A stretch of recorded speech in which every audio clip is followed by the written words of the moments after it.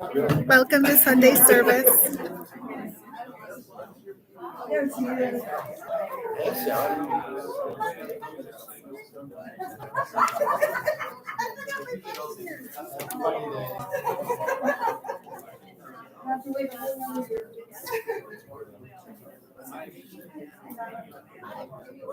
Hi, Donna. How are you today? Good. We have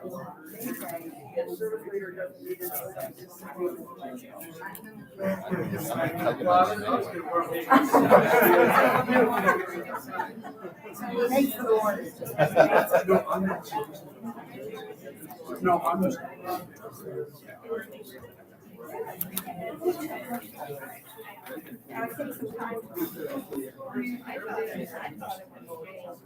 I'm trying to figure out, yeah. Yeah, but signing and I don't agree.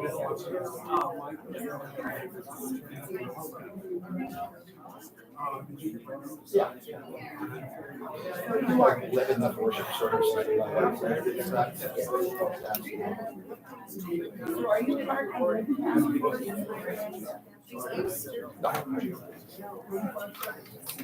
I would probably. I'm on my way. I sent a message. That was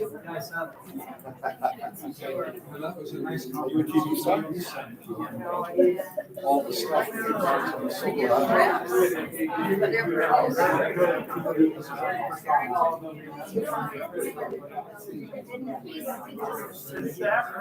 Morning, Juliana. How are you this morning?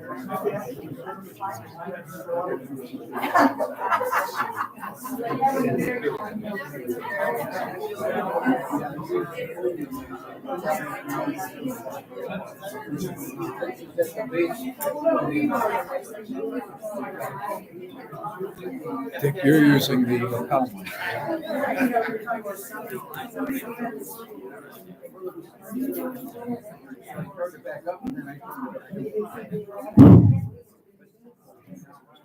I'll turn it on when I go up there.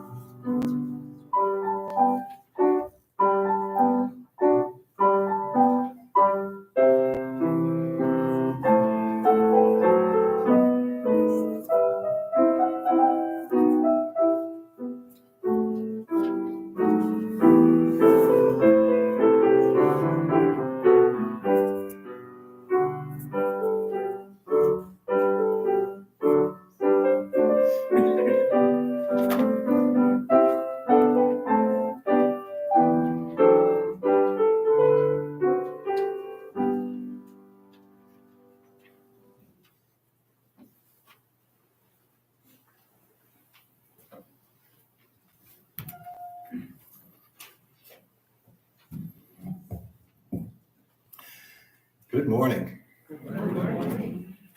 Welcome to the Unitarian Universalist Fellowship of Door County on this beautiful early spring day, as celebrations of Easter, Passover, and Ramadan are taking place around the world. We thank you for celebrating with us this morning. No matter what you believe, how you identify, or who you love, you are welcome here. As we gather here today, we are mindful of those who occupied this land before us, people of the Menominee, the Potawatomi, and the Ho-Chunk tribes, amongst many others. I am Mark Richards. I am your service leader today. My pronouns are he and him, if you want to know. It is our tradition here at UUFDC to welcome those who are new here, or who have been away for a while. And if you are inclined to introduce yourself, we invite you to stand. Let us know where you are from, how you found us. Terry will bring you the mic.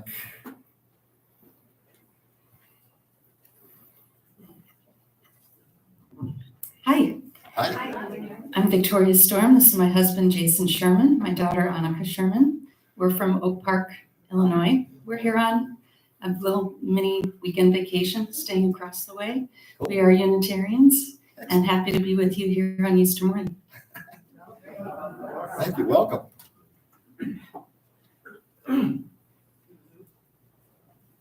Okay. I guess that's it. So after the service, we're all invited to the gathering room where we can have coffee and snacks and conversation.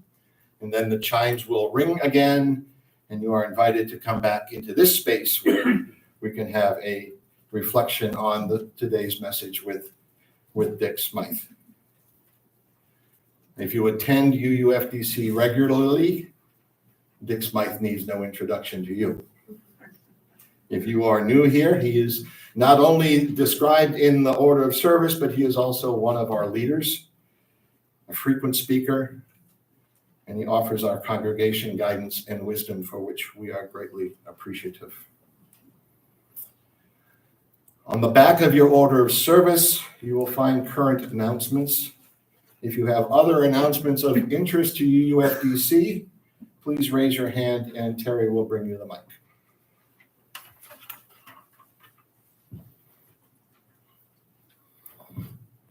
On April 15th and in confluence, I guess, with the environmental team, there is a clothing swap that's being held at the Fish Creek Library from 11 until 1 o'clock.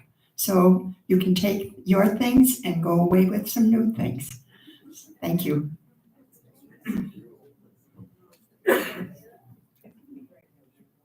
My daughter and family gave the huge Easter lily to me, and I told her I was thinking of bringing it up because it's just too big for me. And she said that to tell you all that she was very happy to share it with you. Thank you.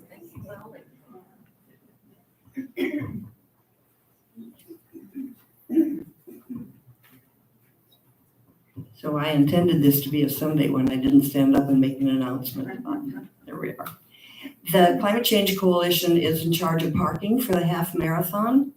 And some of us who are here right this morning are going to be doing that, but we're a couple people short. So if you'd like to be up at 6 o'clock on the May 6th and drive over to Peninsula, it's fun and you're done by about 10:30. So let me know if you can volunteer. Thanks.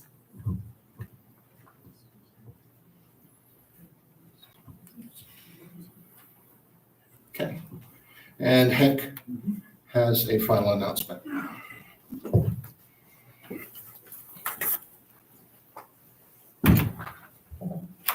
Good morning. Bob Lindell asked me to make an announcement this morning, and I think he may be asking some others as well. This is our pledge drive, so you'll be hearing more requests for your participation in that. We've done a pretty fantastic job the last year or two in being able to fund extraordinary expenses. We've replaced windows. We've confronted a significant expense with regard to our water situation. We've made major donations to a number of local charities, over $30,000 in fact, to 4 distinct different charities.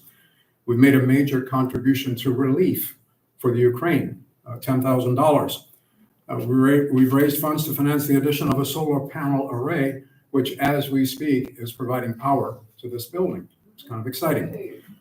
Extraordinary expenses. By definition, above and beyond, out of the ordinary, unanticipated. And we can congratulate ourselves for our beneficence, our largesse, and our goodwill in confronting them. But then there are those ordinary expenses, those nagging ordinary expenses, perhaps an oversimplification, but what an accountant might call fixed expenses. They don't go away. They are the expenses incurred regardless. Expenses such as staff salaries. We need our fine staff to keep the wheels on the wagon, be it in administration, communications, accounting, music, etc.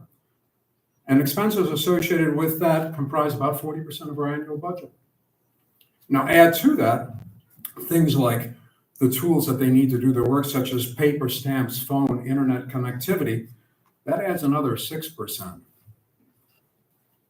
We are so proud of our building, and we've spent to enhance it. We've mentioned water, solar power, windows, but ignoring those extraordinary items, basically the building represents about 21% of our budget to just keep it going. We love our programs. They're among the drawing cards that draw ourselves as well as our guests every week. Keep them coming. They represent about 20% of our annual budget. Our committees, largely volunteer efforts, do need some monies to do their good deeds. Those monies represent about 12% of our annual budget. So there you have it, 99% of our annual budget. 4 major categories. The ordinary costs that keep this extraordinary fellowship together as a family in pursuit of truth, camaraderie, good deeds, and spiritual and intellectual challenge. We keep the fellowship going, we keep incurring those costs. They don't go away unless we go away. And that ain't happening. You received Bob's excellent pledge letter earlier this week. Please don't stick it under that pile of old New York Times or Peninsula Pulses that you've been meaning to read. Please review it. Review what UUFDC means to you. Review what you can give. And then give it. We all thank you.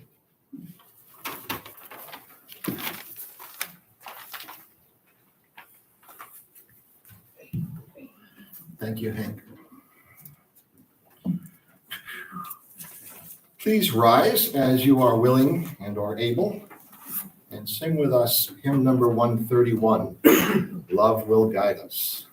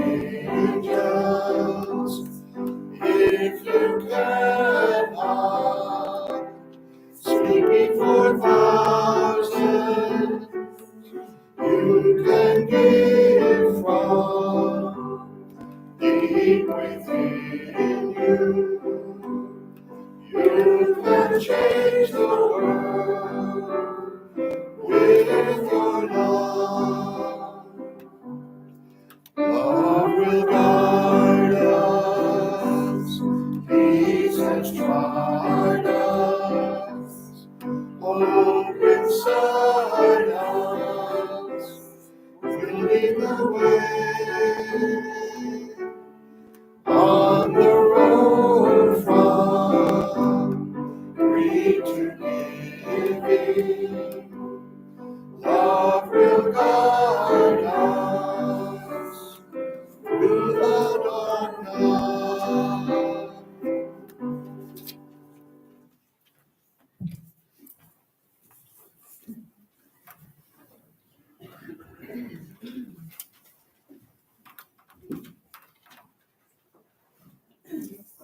Our chalice lighting this morning includes the words from Diego Valera. You who have an eye for miracles, regard the bud now appearing on the bare branch of the fragile young tree. It is a mere dot, a nothing, but already it's a flower, already a fruit, already its own death and resurrection.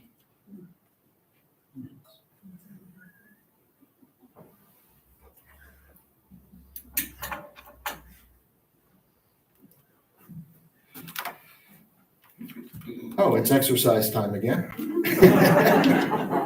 Please rise as you are willing and able to join in the unison affirmation and then to sing the doxology.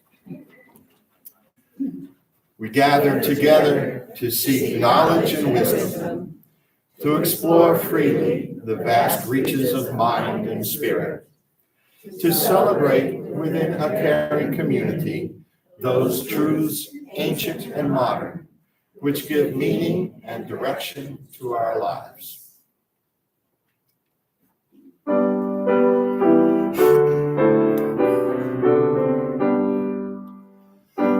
all that dwell below the skies, let songs of hope and faith arise.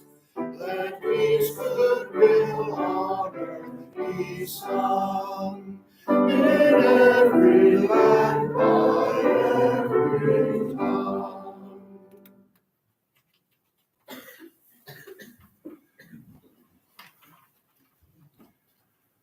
We gather in community so that we can share the joys of our lives. Those things that lift our spirits serve to lift the spirits of those around us. We also gather to share life's burdens, as their weight is borne more easily together. If you have a joy or a concern to share, please raise your hand and Terry will bring you the mic. Please remember that the service is live and saved on the internet. So if you are sharing about another person, please know that you have their permission to do so.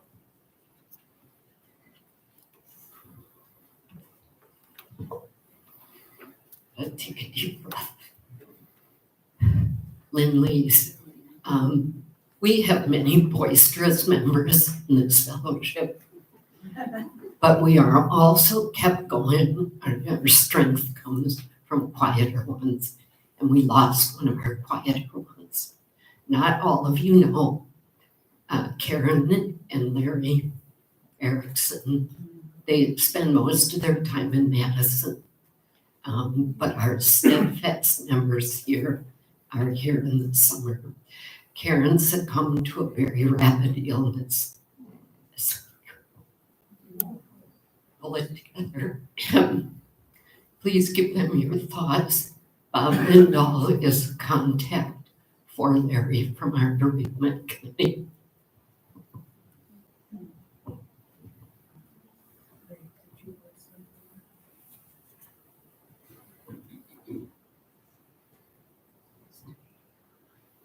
Mine is under joy.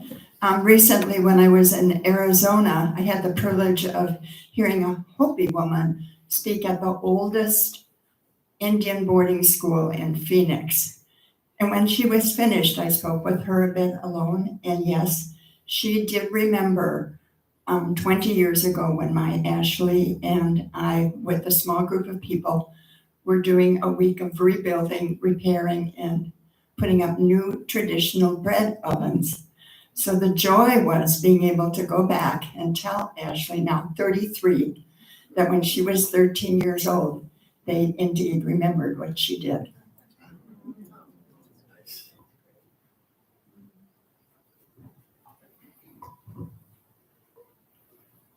I just realized that it is my sister's birthday today. I did send her a card, but I just thought of it now. Anyway, she is 93 years old.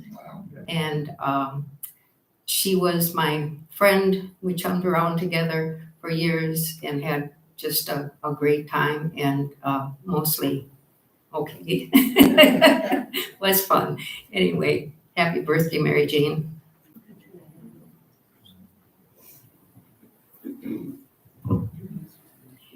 Judy Brudd. I guess my joy is that we have, I think, hope for democracy in our entire state with the election of Janet to our Supreme Court and the promise or hope that we can also have women's reproductive rights brought back to our state as well. Thank you.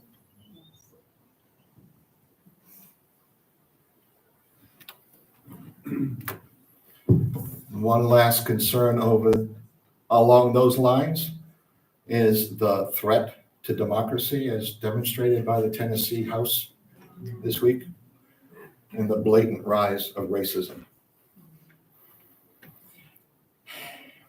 How come I always have to do that one? Because you're so good. Because I'm so good. Too much practice.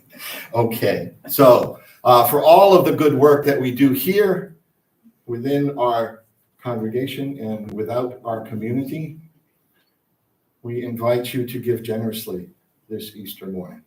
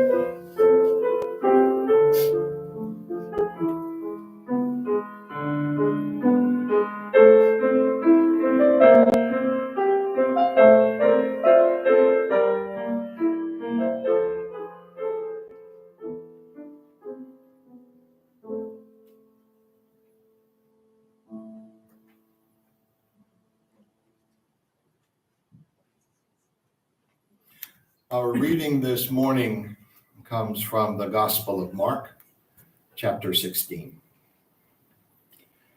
When the Sabbath was over, Mary Magdalene and Mary, the mother of James, and Salome bought spices so that they might go and anoint him. Very early on the first day of the week, when the sun had risen, they went to the tomb. They had been saying to one another, "Who will roll away the stone for us from the entrance to the tomb?" And when they looked up, they saw that the stone, which was very large, had already been rolled back. And as they entered the tomb, they saw a young man dressed in a white robe sitting on the right side, and they were alarmed. But he said to them, "Do not be alarmed. You are looking for Jesus of Nazareth, who was crucified. He has been raised. He is not here. Look, there is the place that they laid him. But go, tell his disciples and Peter that he is going ahead of them to Galilee, just as he told you." So they went out and they fled from the tomb, for terror and amazement had seized them. And they said nothing to anyone, for they were afraid.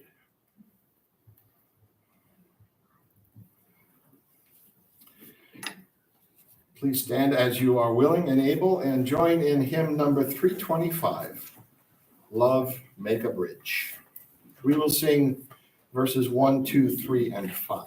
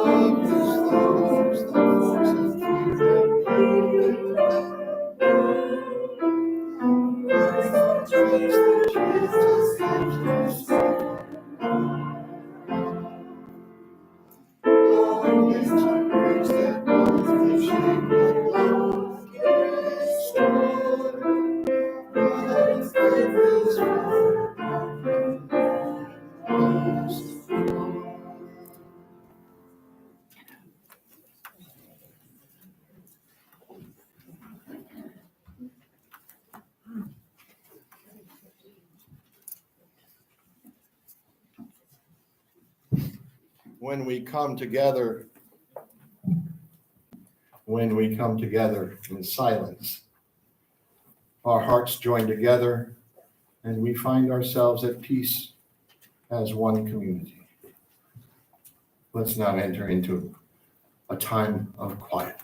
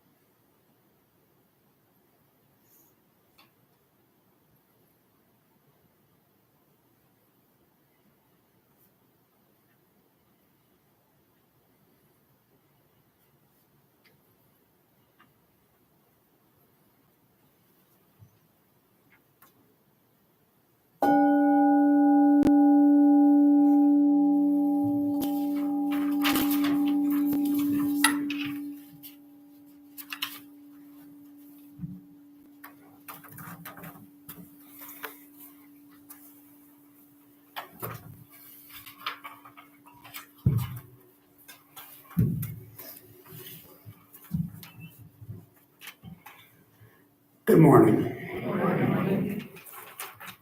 Today is Easter Sunday.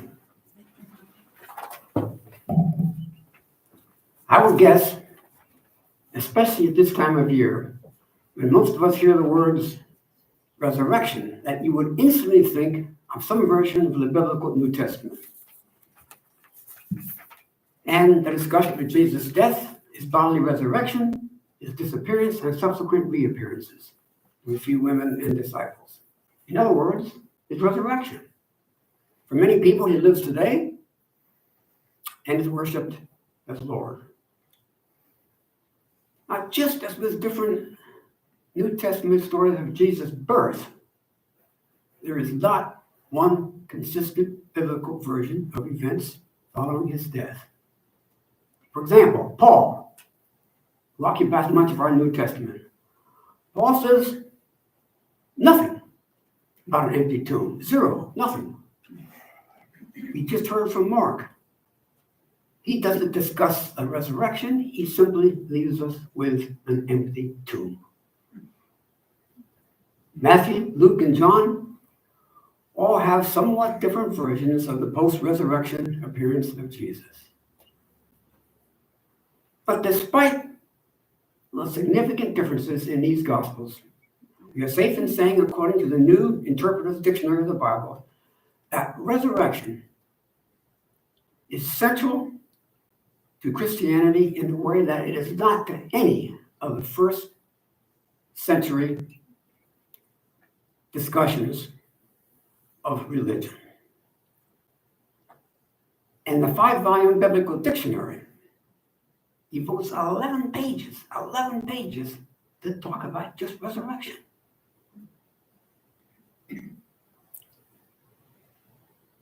But what happened to Jesus after his death is not the focus of my remarks this morning. According to the New Oxford American Dictionary, resurrection can not only refer to the rising of the dead at the Last Judgment, but it can also reflect a revitalization or renewal of something. Or, as the religion scholar Elaine Pagels wrote, resurrection then involves a shift in consciousness and a transition into newness. So following that lead then, we'll focus our attention this morning. I will avoid a theological discussion and focus instead on two true stories that, at least for me, clearly reflect a birth, or a rebirth, I should say, of several human beings. One such person is a former Wall Street banker. Another is a prisoner in the Chapel Hill, North Carolina jail. First, the story of Chris Arnade. Chris had it made. He grew up in Florida, earned a PhD in physics from Johns Hopkins, and for 20 years was a wealthy bond trader in a big Wall Street bank. But then after 20 years, as he put it, quote, he wanted to see more of the world.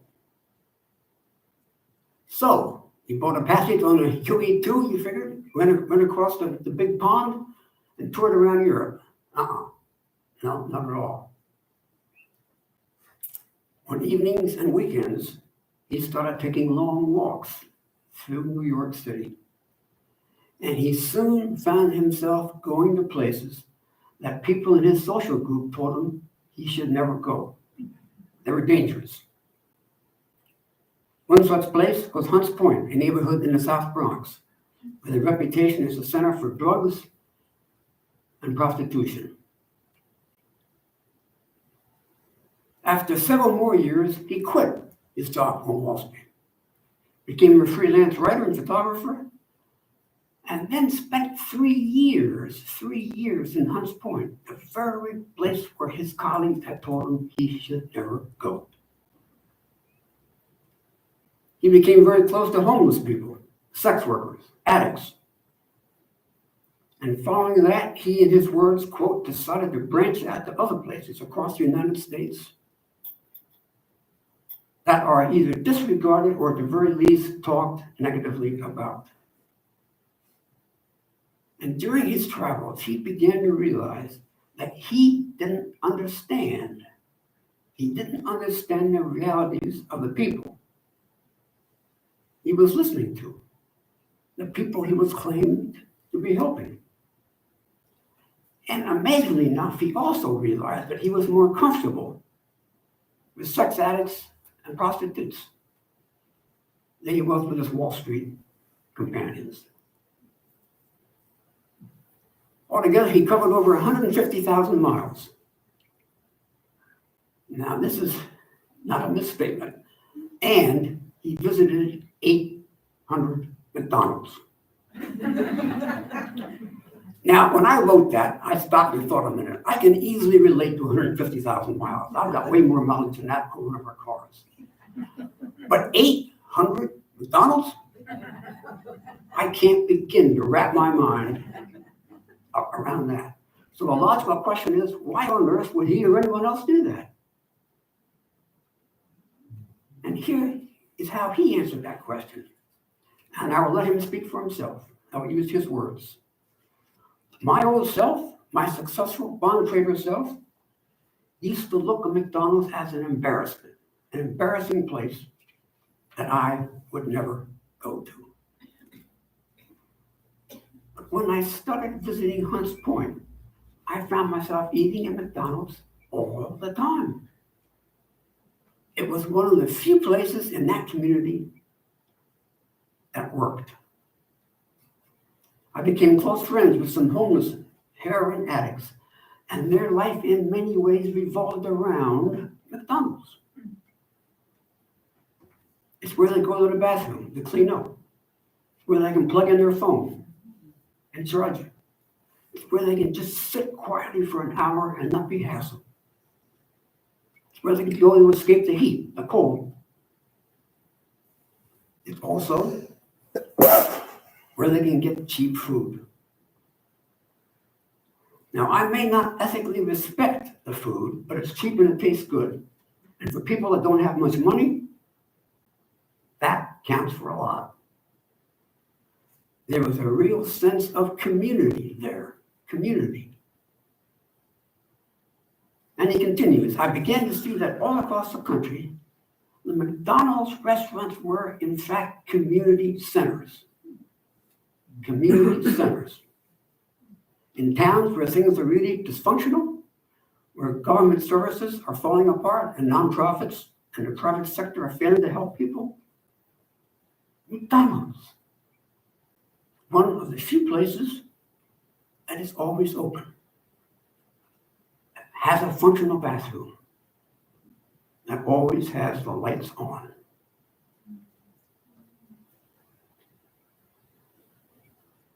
I understand the anti-McDonald's sentiment. What those vast corporations have done in this intensely competitive, intensely materialistic world. What these companies care about is coming into a neighborhood, making money and taking it out. And of course, McDonald's also does this. But the reality is that McDonald's is important in poor people's lives. People really want a sense of community. They crave the social so much that they'll form communities in places that are meant to be entirely transactional. McDonald's, of course, is designed to get you in and out as fast as possible. But what I found were old men's groups, old women's groups, Bible studies, chess games. Arnade came to understand that the reality of the educated elite, in other words, us,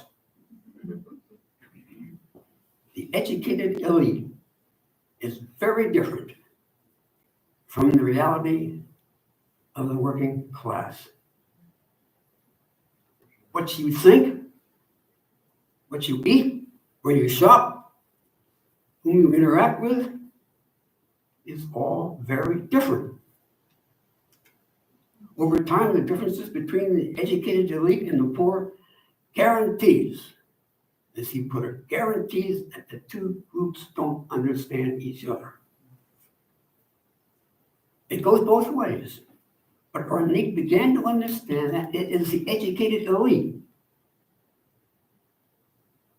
that has removed themselves from any meaningful interaction with the working class. Here is ornate again. Take Walmart. There are a lot of reasons not to like Walmart. But if you want to know the immigrant community, start with Walmart. Now, of course, many middle-class people go to Walmart, but they generally don't go at 2 in the morning. 2 in the morning is when it can be most interesting. A lot of Walmarts have this wonderful policy where they let people park overnight.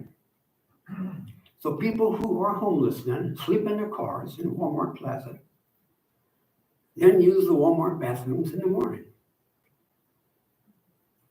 I found these stories to be one of the best places to interact with people who are often invisible. Educated people, what I call the front row, don't understand such details of life. But they also don't understand the way people in the back row, as you put it, what they think, what they emphasize, which is often family, place, and faith, not education, not degrees, not credentials. I'm afraid the gap is now so large that we speak 2 different languages. Listen to this woman that he befriended. When he asked her how she wishes to be seen, she replied simply, "I wish to be seen as I see myself. I am a prostitute, a mother of 6, and a child of God." Ornate has written a book, Dignity, Seeking Respect in Back Row America. This book is his attempt to help the rest of us truly see, hear, and respect the millions of people who have been left behind. It seems very clear to me that Chris Ornate, in one sense at least, has been born again.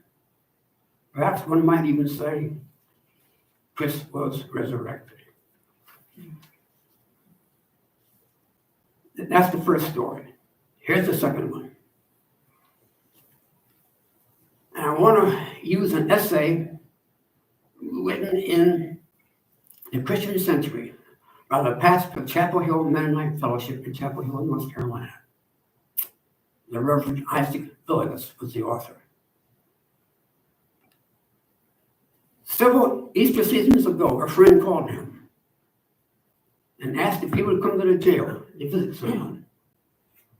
And as the pastor, he had previously been vetted by the jail administration, so he had visitation privileges. So he went to the jail. Now I would ask you to try to picture the scene I'm about to describe and try to picture yourself in this group. When Reverend Villegas arrived at the jail, a group of women had turned the sidewalks outside into a makeshift welcoming center.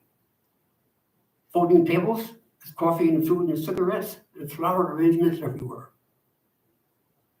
A small group of people sang and chanted while filling gift bags with toiletries and bus passes and grocery vouchers.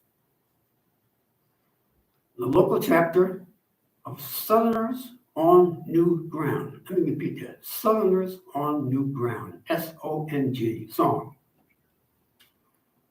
A queer, black-led abolitionist organization had raised tens of thousands of dollars to pay the bail for black women to return home from jail in time for Mother's Day weekend.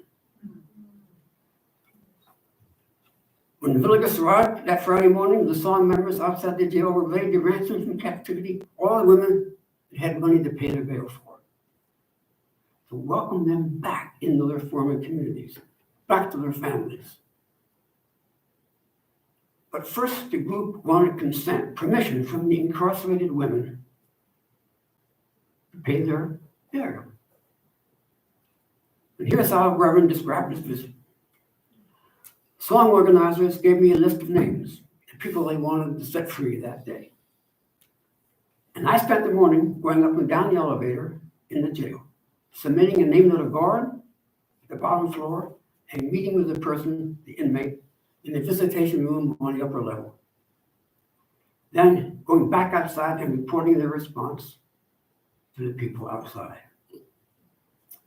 After the elevator took me to the 5th floor, I walked to the far end of the corridor, to the visitation area, where I took a seat on a lone plastic chair, facing a large plexiglass window. And soon a guard led a woman into the enclosure on the other side of the glass. She remained standing, so I stood. We were strangers to each other. "Hi, my name is Isaac," I said through the intercom. "There's a group of people outside and they sent me to let you know they've raised money for your bail." She leaned toward the window, toward me. "What do you mean? You know how much I need?"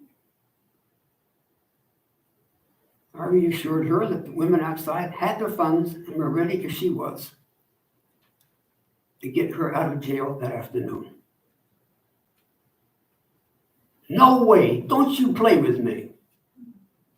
You telling the truth?" She covered her mouth with both hands.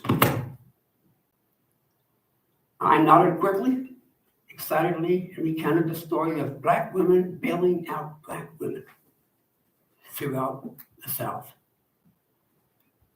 She shook her head in disbelief. The news was unthinkable, unimaginable. And then from her pocket, she carefully unfolded a tattered scrap of paper and pressed it against the window for me to see. "I've prayed these verses every day I've been in here," she said, showing me the handwritten passages copied from Ephesians, Philippians, and the Psalms. "I've been claiming God's promises, and now you're telling me the Lord has broken the chains? That Jesus has set this captive free?"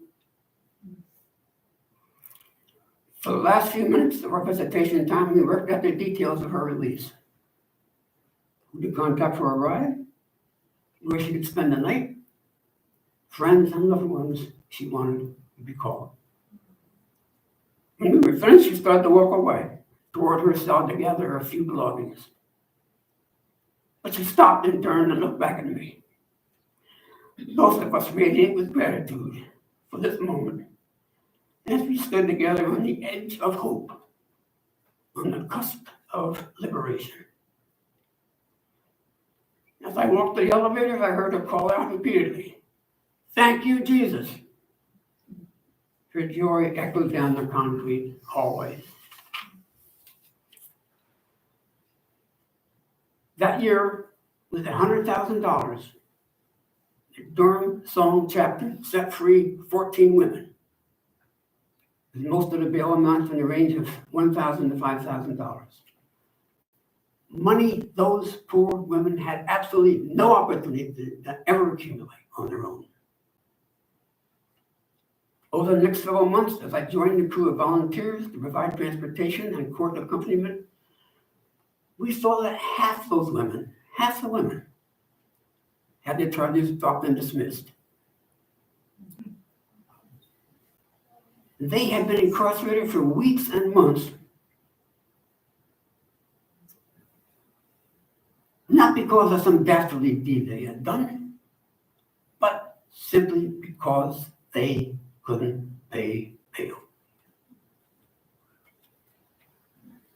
While in jail, some lost jobs, houses, and one woman lost custody of her children.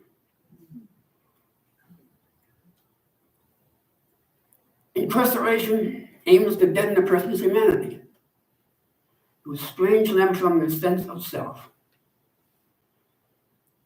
Sociologist Orlando Patterson characterizes enslavement as social death. Incarceration does something very similar.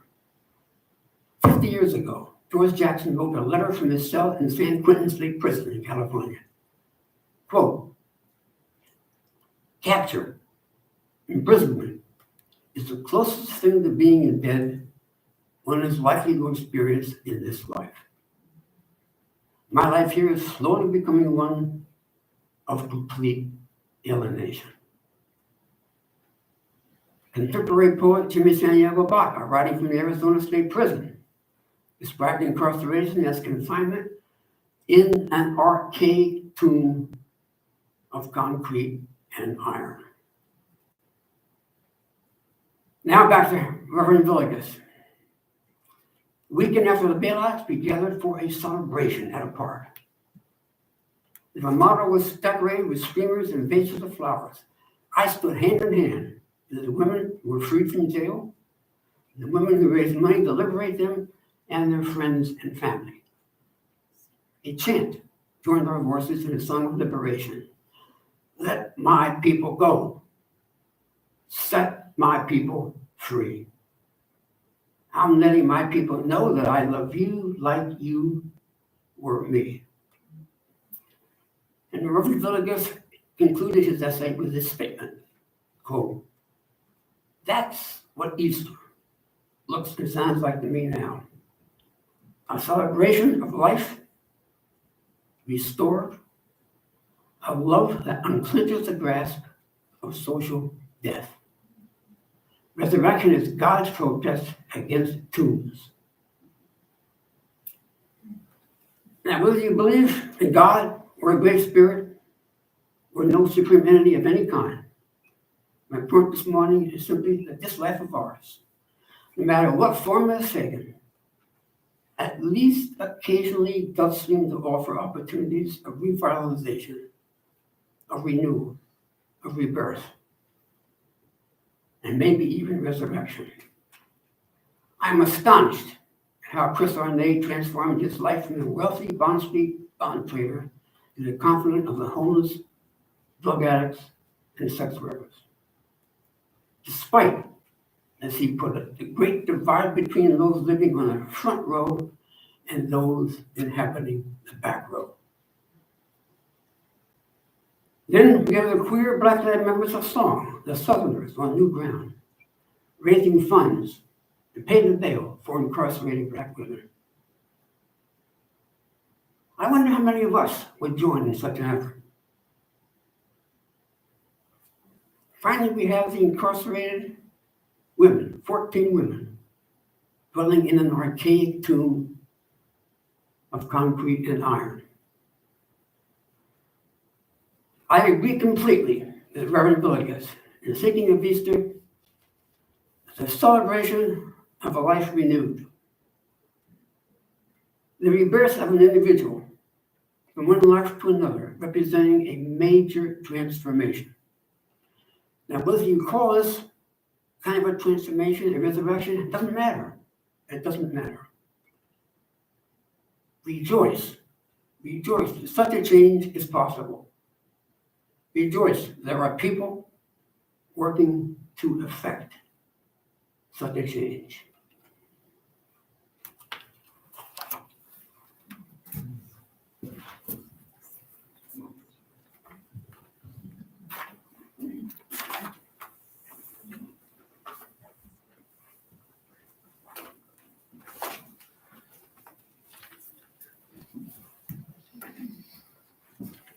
Thank you, Dick. So this morning we will sing our closing words. Hymn number 402, it's just a short refrain. We can sing from our seats. And why don't we sing it through twice? I'll play it through once. Yeah.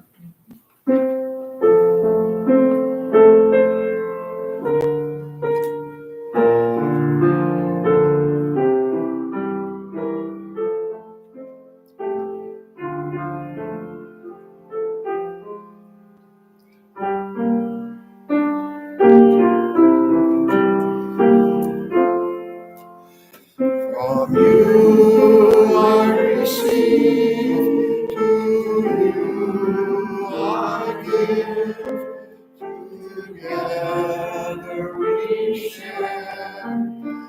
and from this we live. From you I receive, to you I give. Together we share, and from this we live. A reminder that we are all invited for coffee and snacks in the gathering room. And after about 15 minutes, we'll regather here and share our reflections with Dick.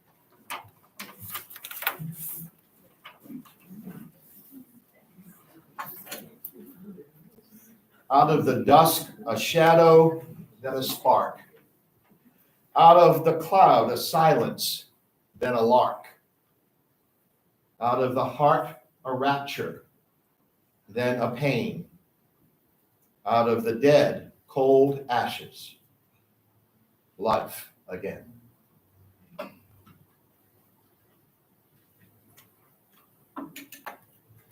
Please remain seated for the prelude.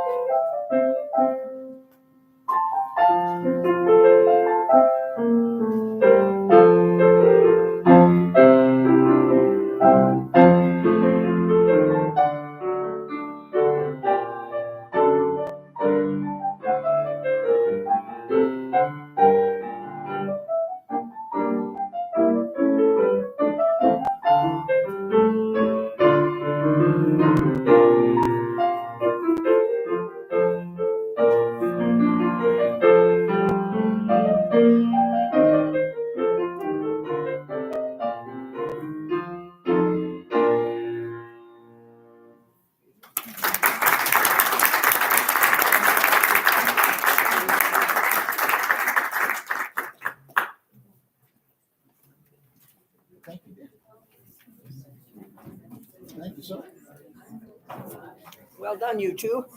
Thanks. Thank you for joining us this Sunday.